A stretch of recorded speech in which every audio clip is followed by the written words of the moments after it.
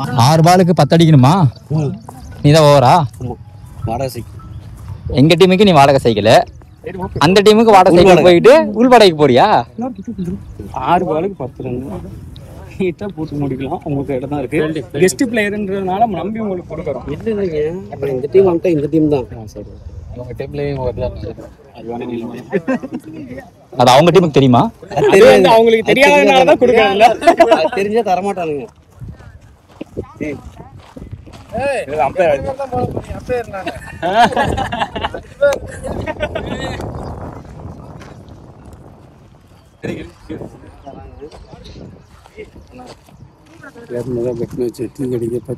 இந்த ஓனி கரெக்டாக போடணும்.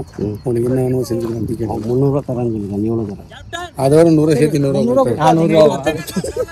மேட்சே 200. அதுக்கு எதுக்கே நம்ம டீ கடை காசு அவங்க பேர்ல கொடுத்துடலாம். சொல்லு ரெடி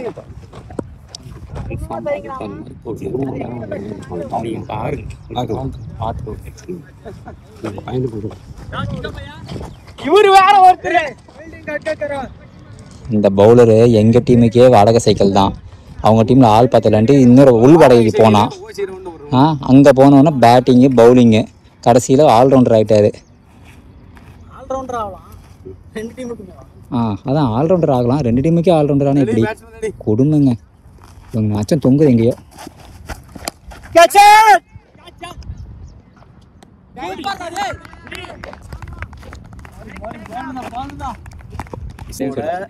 எஸ்எஸ்கே டீமோட மெயின் பேட்ஸ்மேன் விக்கெட் எடுத்துருக்கேன். அது குரூசியல் விக்கெட். வேற கொஞ்சம் போற அவுட் பண்ணிட்டாருனா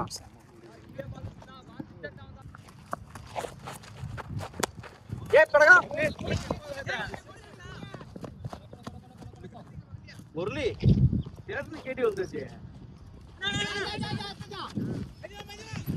டேய் டேய் கோ ஏயா ஷே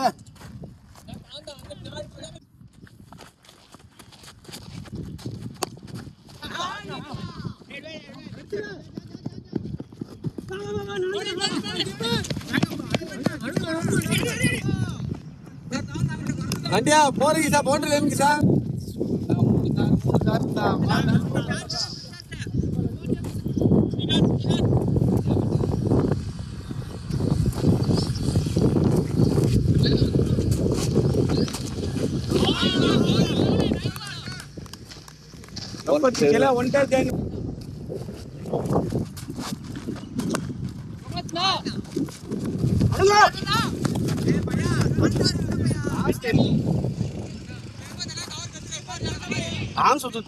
இப்போ பவுண்டரி எடுத்தா மேட்ச் இருக்கா? 6 to win.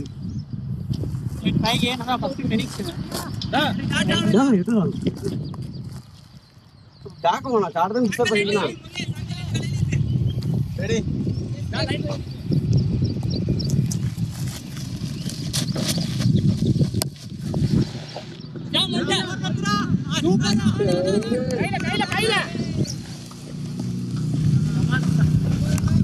சாரி எஸ்எஸ்கே, என்னை மன்னித்துக் கொள்ளவும். எங்க டீமுக்கு வாடகை அதனால வந்து அவருக்கு 100 நாங்கள் கொடுத்துட போறோம்.